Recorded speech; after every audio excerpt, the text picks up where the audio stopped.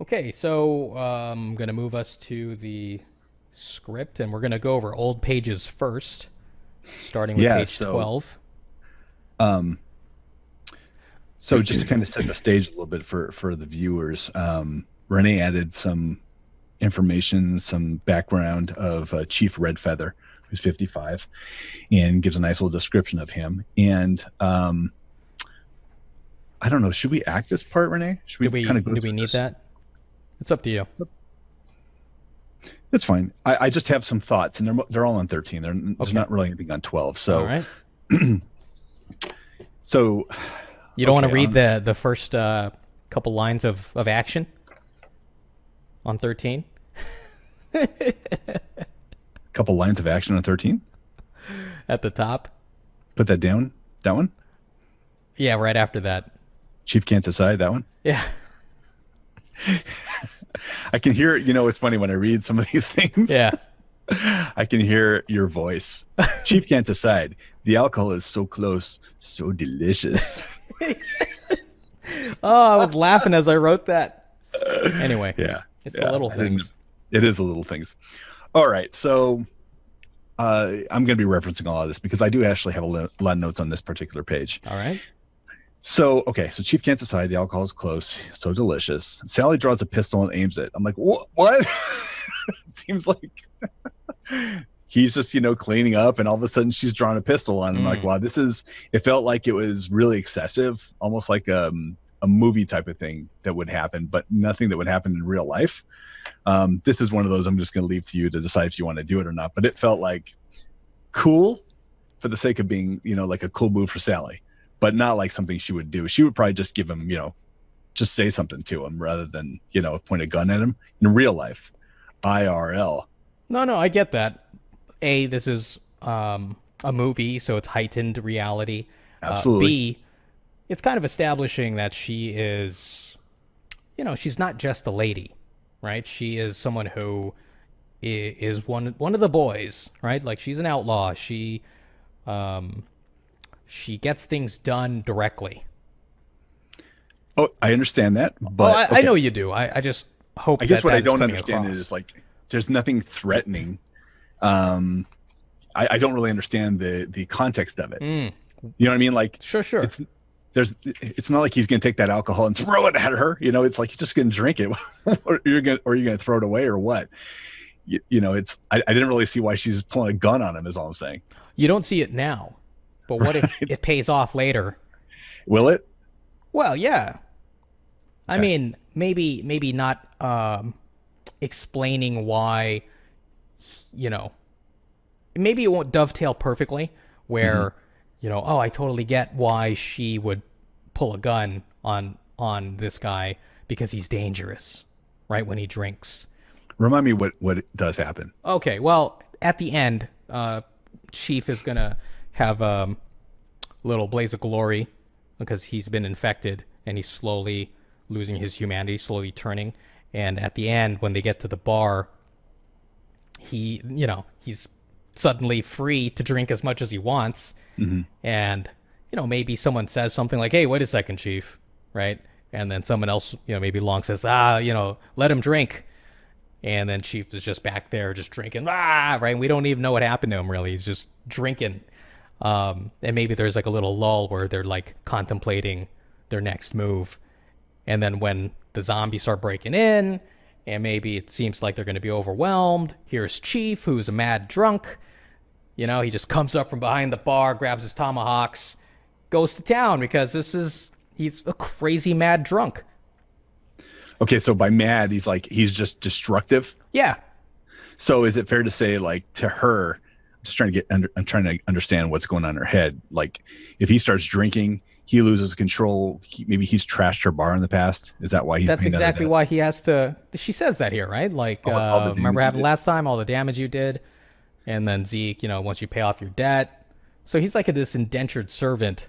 Right. Now, it probably doesn't make sense that Zeke would say, you can come once you've paid it off, you can come back in and drink as much as you want. Maybe that doesn't make any sense. That I may need to touch that up. Destroy my haven't got bar to- again. We haven't got to that note yet. Okay, nice.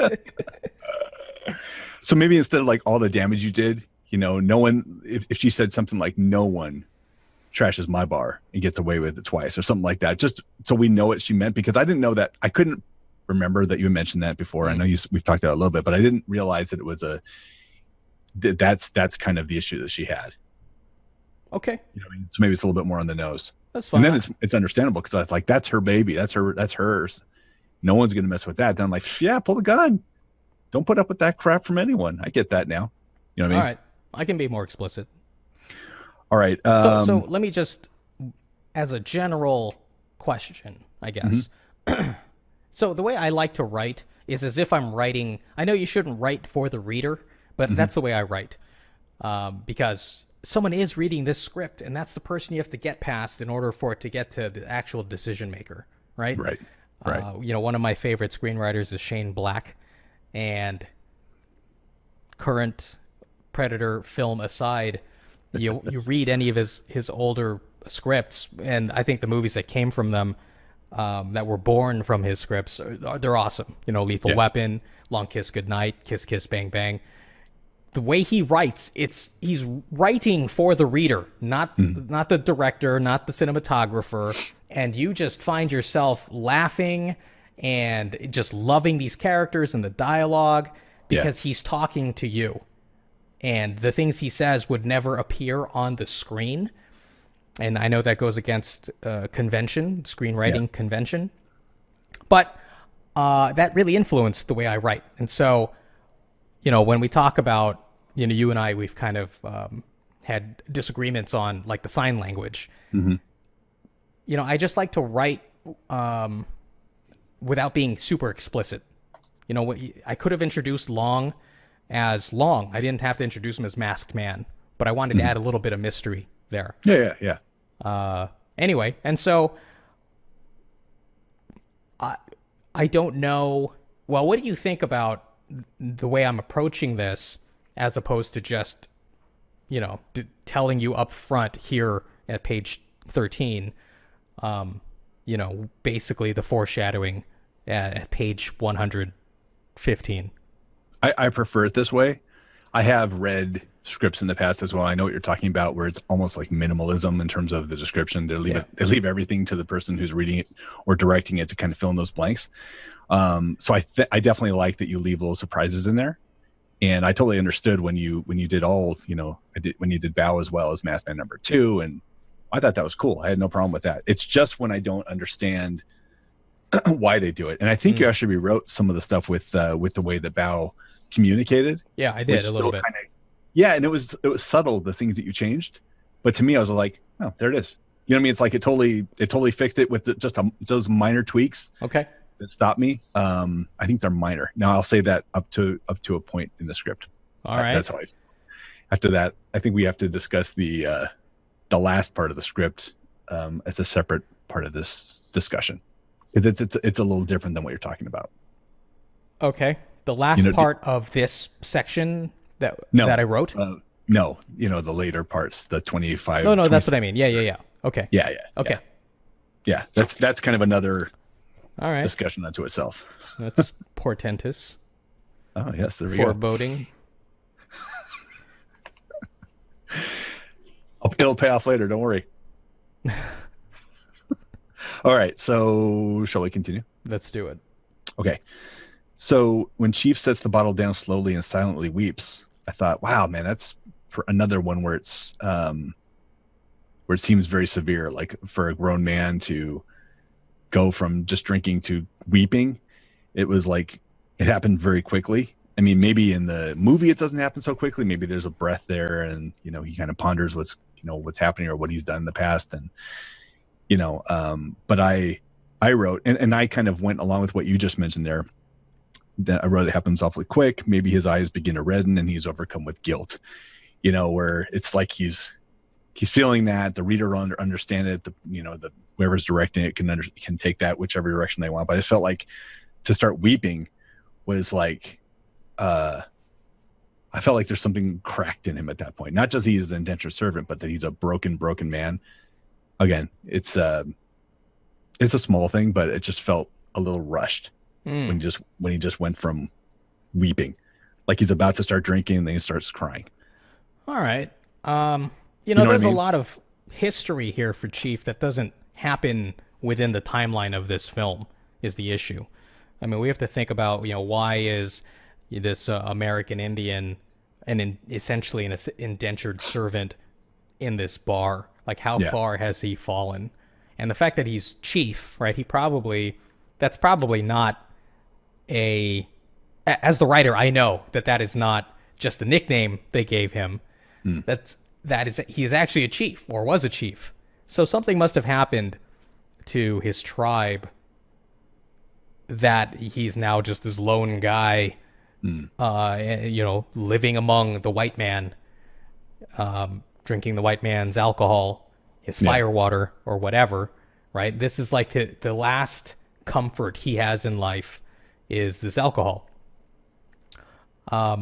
So, I wanted to play off of, an alcoholic's addiction, and then also just the isolation, a person who is not part of the dominant culture, having to live within the dominant culture, the now dominant culture. And, you can only imagine, as the frontier slowly kept moving west, Yeah. just the degradation of this guy's livelihood. I can imagine that he would find himself a broken man Okay, as a so conquered person. yeah. So to your question before about putting things in there for the reader that aren't necessarily going to show up on screen. Yeah. Something you said right there, I just add. Where you said Chief brings the bottle closer to his lips. I'd be like, Chief brings the bottle, his last comfort in life, closer to his lips. I'm like, I love that. That's like, now I got it. Now I get that. Like, this is like a man who is on his last. This is his last Okay. bastion of happiness, and he cannot even have that, even though it's like leftover warm alcohol at this point. Right. He can't even have that. That's taken away from him. But Okay. I can definitely do that. That's just a different way for me to write. Like, I like to write through the description. I like to show rather than tell, right? So the weeping, as you reacted to it, that's really extreme. I wanted the reader to kind of fill in the blanks and essentially the viewer to fill in the blanks. Yeah. But if it makes reading this easier and it communicates, that I think needs to be the priority at this point. Communicate the idea first. So that's not a big change. I'm just trying to let you know where I'm coming from, but I'm happy to make that edit. Okay. And I have a lot of little things like that during this next paragraph, so bear with me. So Zeke walks over and slaps him on the back. So when I read that, I was just like, hey, buddy. Like, that's the kind of slap on the back when I read that. Yeah. I don't know if it was intended or not, but I was like, well, is it more that, or is it more like a little bit consoling, like, hey, relax, Chief? Or more like, get to work kind of slap on the back. More like, it's all right, buddy. Once you work off your debt, you're going to come back and you can drink all you want. Or is it like, relax, Chief? It's a little bit more, hey, don't make such a big deal of it. Don't be down on yourself. You know what I mean? Yeah. So I didn't know if he was being consoling or not. A little bit.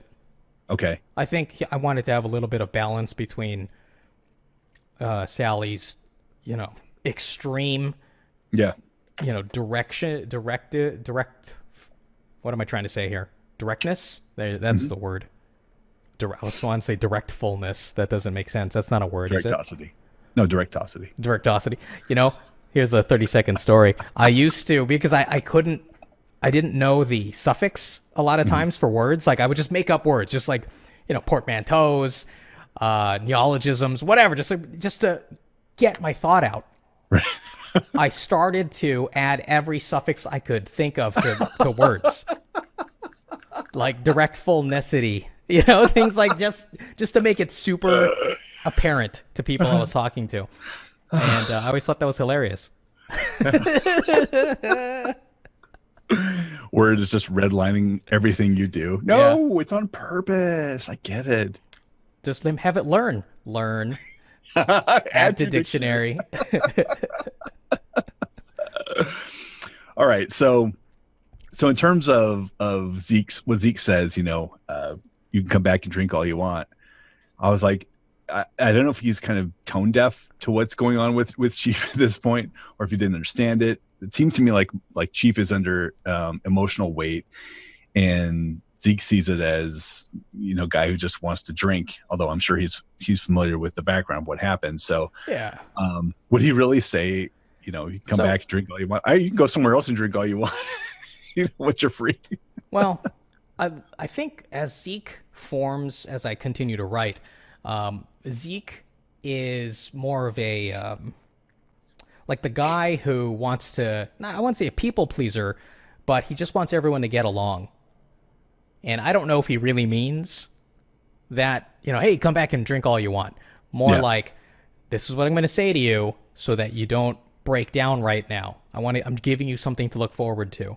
Is it really going to happen? I don't know that Zeke believes that. Yeah, but there you go. That right now is who Zeke is. Just a guy he's like, whatever the personality conflicts are, or whatever the conflict is in the situation, he will kind of mold himself to make it work so that everyone just gets along and they can keep doing what they're doing. Okay. So really only one more issue here, one more thought on this rather, where he says, relax, Chief, you can, once you work off your debt, you can come back and drink all you want. And after they look at the tomahawk, Zeke says, don't you worry, you'll get those back, but not one day sooner. I was just thinking you might consider tying those together a little bit. So if Zeke says something like, relax, Chief, you'll get your freedom back, something like that. And then where afterwards he says, don't you worry, you'll get those back. And we're talking about the tomahawks. Don't you worry, you'll get those back too. So like you'll get your freedom and your tomahawks, just to like a little dualism. That works. Kind of a nice little touch. Yeah, I agree. The only other thing I had to say about this is when I read this, even though I had some issues with, some things I mentioned, I don't know how to describe this other than to say that the scene felt like more full, like everyone is occupying the same space, and it felt like a real space I was reading. You know what I mean? Yeah.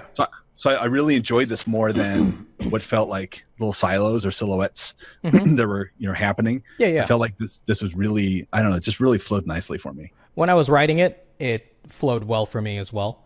Yeah. And I can tell when the dialogue it just feels natural, and I'm really feeling that these characters are alive.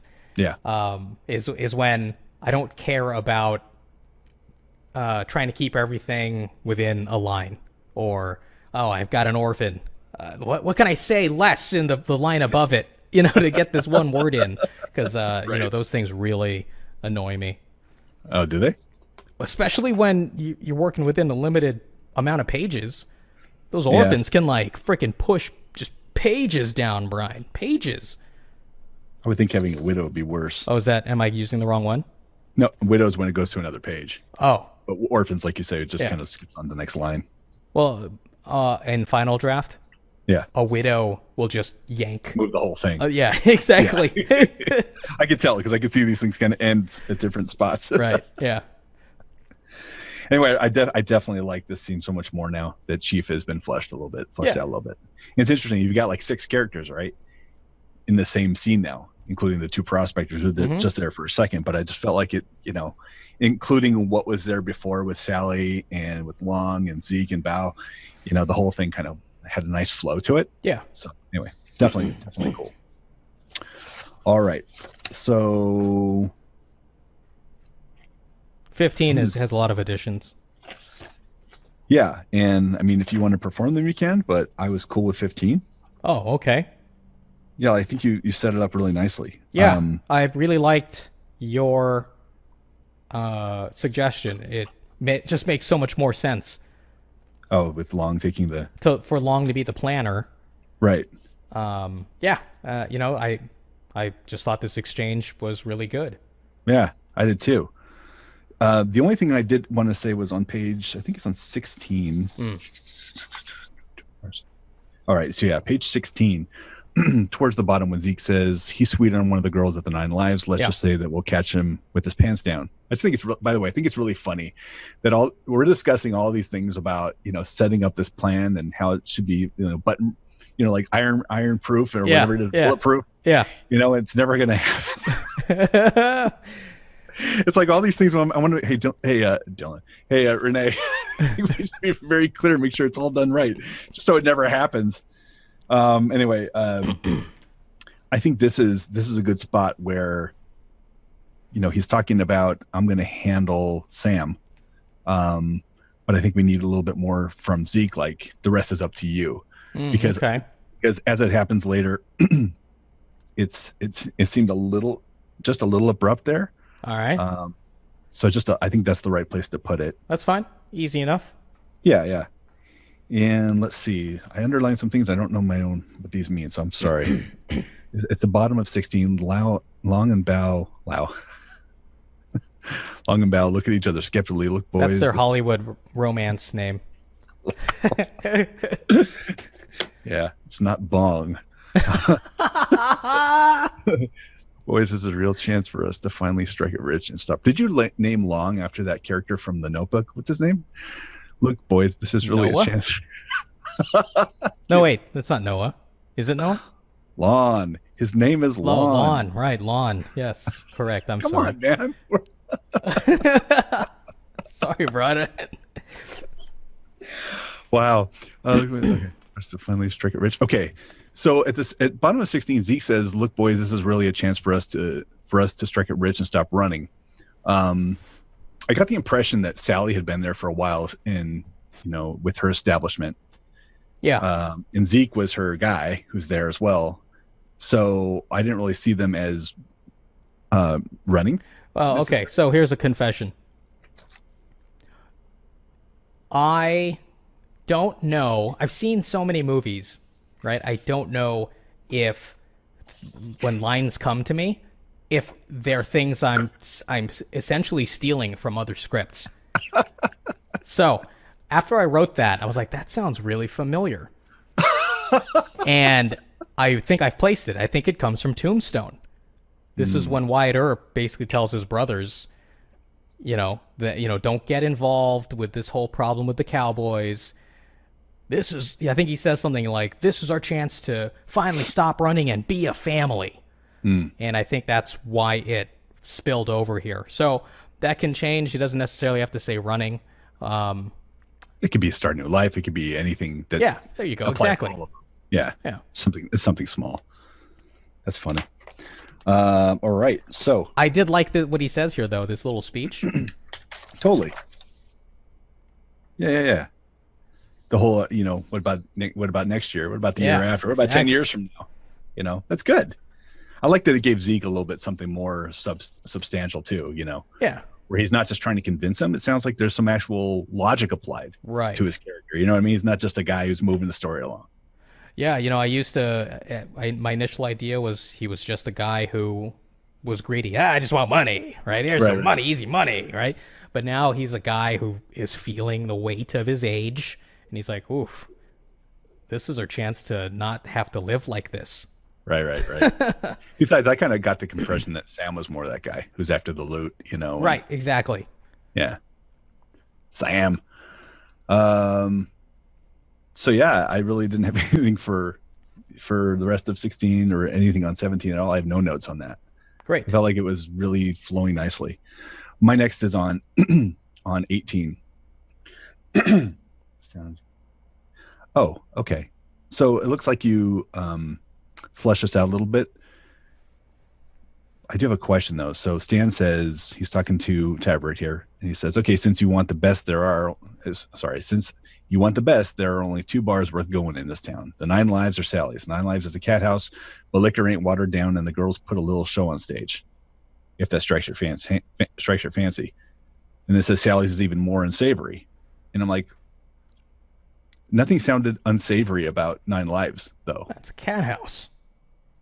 Oh, is that a bad thing at this time? For a lawman? Yeah, man, come on. Okay, well, if that's not clear, I can make it a little more clear. I mean, or you could just kind of set them up a little bit opposed. Like Nine Lives has the hot girls, but the watered down, and Sally's has the hard liquor and unsavory people. Okay, I like that. Yeah. That is good. Okay. There's a note here. You have to write it down. No, that's excellent. This speech, in my mind, when my mind's eye, that is, it's not meant to actually be listened to anyway. This whole time, it's Everett looking down the street at Maggie approaching. So this is just supposed to be white noise, and I wanted to give Stan something to say during the white noise rather than have him ad lib it.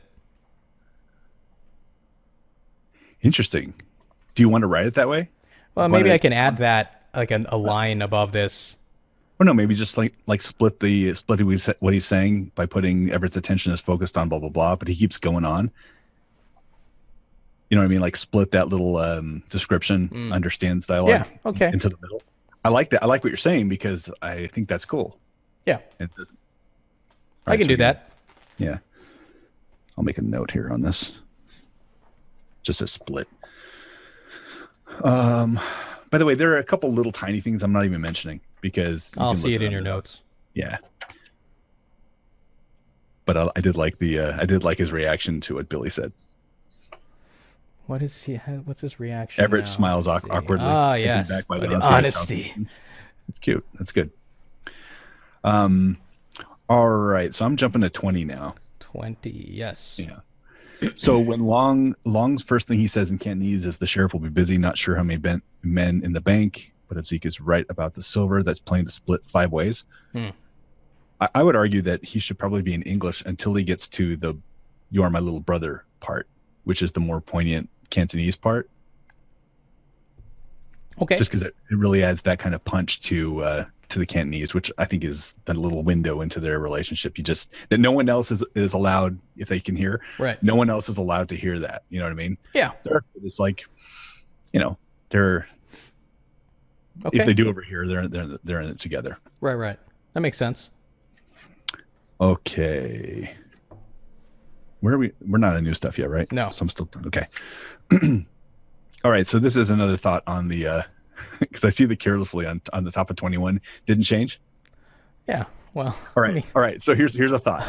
Okay. I was thinking, like, as I'm reading this, I have a background in English and Yes. you know, reading and interpreting literature, and I've done that many times on our other old show. All right. And I was thinking, what if he like gulps the rest of his drink, puts his glass down, and it kind of tips over, right? And Long has this discussion with him, says, "You'll never have to think this again. You've come this far without a stain of murder on your soul. Come with me a little longer." And then Bao sides and nods. Long grins and laughs, and maybe he writes the glass at that point. Like he's going to be there. He's going to straighten him out. He's going to be there to look after him. You know what I mean? It's just like a subtle poetic little thing. And I'm trying to just give a little bit more. Look, that's fine. I can definitely do that. Here's the thing. I wanted Bao to show that he's frustrated. Yeah. Okay. Right. And I wanted to make sure 2 actions are described in this line. That he finishes his drink and then he shows his frustration by setting the glass down. Yeah. In such a way that demonstrates the frustration. Agreed. And I wanted to keep it all in one line. So carelessly okay. fit. Just the next line adds the glass falls to its side. That's what I mean. Now I guess I can add that, and now none of this is going to matter. You don't have to. It was just a thought. I'm always trying to add that little extra, little something. Oh no, I like that. That's a nice little pull, or pull, not a pull, but something to focus on. Okay. So I have a question on what Long says when he says, once this job is done, we can go back home rich men. Yeah. You'll never have to think about this again. And when I was reading that, I thought, does money lead to a more clear conscience for him? Or does he mean like, you'll never have to think about this type of work again? Is that kind of where you were going with that? Well, the original line was, you'll never have to think about killing again. And that was in the previous version. Okay. And I cut it just because it felt like I was hammering home too much this idea of, I don't want you killing people. You know? Yeah. So just trying to get his mind off of once again, this idea, let me say what needs to be said to get you to not do the thing I don't want you to do. Mm-hmm. So put his mind somewhere else, the future. You'll forget this country, all of that. You'll forget the terrible accident.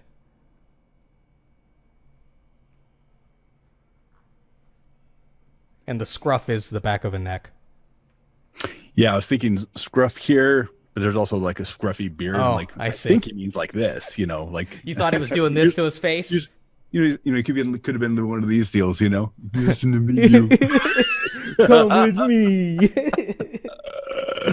All right, let's Wait, let's move maybe past I'm this. wrong though, because maybe humans have a nape. They have a nape, not a No, scruff. they call it scruff too. Oh, okay. Yeah, because this is like usually scruffy, Yeah, okay. not necessarily called scruff like the noun. Because I know So yeah, the cat, you grab a cat by the scruff, and that Yeah, makes back sense because behind it's the that neck. loose skin, and maybe that's what it means. right. But do It cats is. have napes? I don't know, man. That seems pretty, Okay. felinist. I don't really want to talk about that. Felinistical? Felinistity. All right.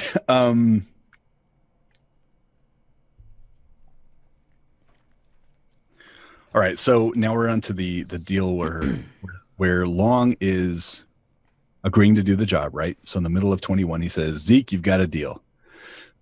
And then they toast, here. Did you bring the dynamite? Which I thought was handled better.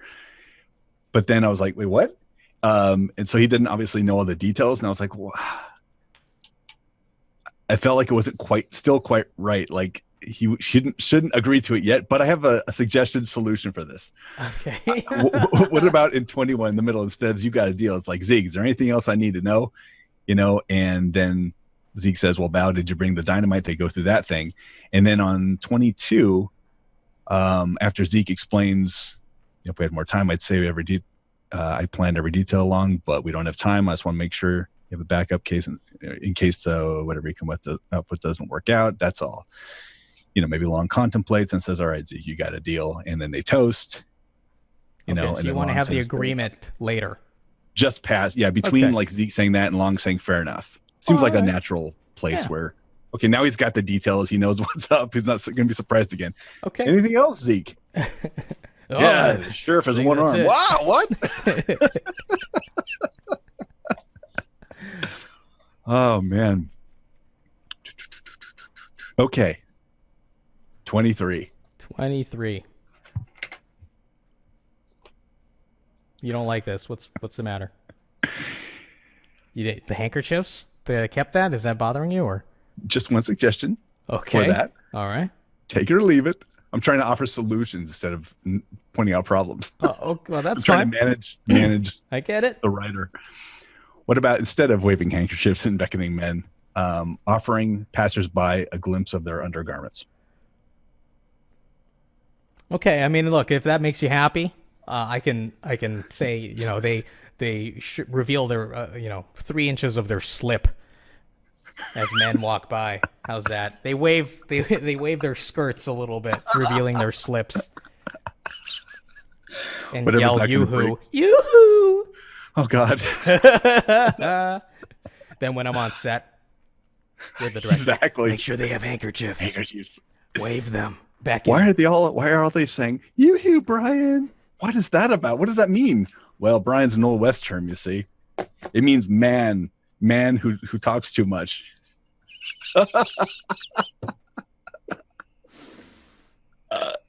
Oh, man. You almost owed me a new monitor there, Brian. All right. So where do we start the new stuff? When Long becomes quickly aware. I think I rewrote that. Give me the page. It should be 'Cause I'm on 25 now. 26. Okay. But regains his awareness quickly, is what I say. I write now. Because the other version was too awkward. On 26? Yeah, right after the slug line external or exterior. Sally Saloon. Sally Saloon. Okay. That's all the new stuff. All right. So I don't remember if this was here before on 25, where it says that Bao enters from the back. He's coming in from. Oh, that's new. That's new. This way, he the doesn't outhouse. hear the exchange until he comes back. Before Long goes across the street, Bao says, he does the whole Pepto-Bismol dance. Yeah, right? and he goes to the outhouse. And then Long's like, yeah, okay. So just another thing on this, in terms of Zeke. So Zeke follows carrying a keg of beer. He laughs at the tail end of the joke he just told Bao. To me, that was just, I really like that because, again, it's like... It adds a little something. Yeah, I love the fact that Bao can't carry on a conversation with him. Doesn't matter to Zeke. He's just going to tell him the joke anyway and laugh at his own joke. Yeah. To me, that was like really cool, subtle character building. Well, when I was watching it in my mind, I was like, I don't want audiences to think something else happened, right? Like these two guys coming in from the back, One's adjusting his zipper. Yeah, one's adjusting his pants. So I had, okay, Zeke, you're carrying a keg of beer. You're telling a joke, probably a dirty joke. Right. I thought it was fun. I thought it was really good. I didn't go there. That's kind of funny. You got to cover all your bases as a writer. Here's the thing. At this new version, I have to say, I really feel like I've developed these characters almost like as an artificial family. Right. Exactly. Yeah. Yeah. It felt that way. Right. Maybe not as much Sally because we don't get as much of her necessarily, but I definitely felt that the three guys, had developed. When she's after after the gunfight, though, I think Yeah. the fact that she's the one cradling Bao. Yeah, I think it's gonna go a long way, despite her not having dialogue. Right. So I think this is gonna go a long way towards building that kind of dichotomy between the bad guys team and then the good guys team. That they're both like, they're individual groups. These are their families, and so it's the stakes are going to be higher for each side trying to have their side survive. Right. I agree. Hey, by the way, I definitely felt the there's a lived-in quality as well between Stan and Everett that I liked as well. Like there's a comfort. It's coming along. Yeah, they've had a lot of these discussions. Even though he just learned that he wants to have a drink, it sounded like they've had a lot of conversations, and this is the first time he said something like that. You know what I mean? Right. Like, rather than like, oh, you like to drink too? Okay, here's where to go. It felt like it didn't feel that way at all.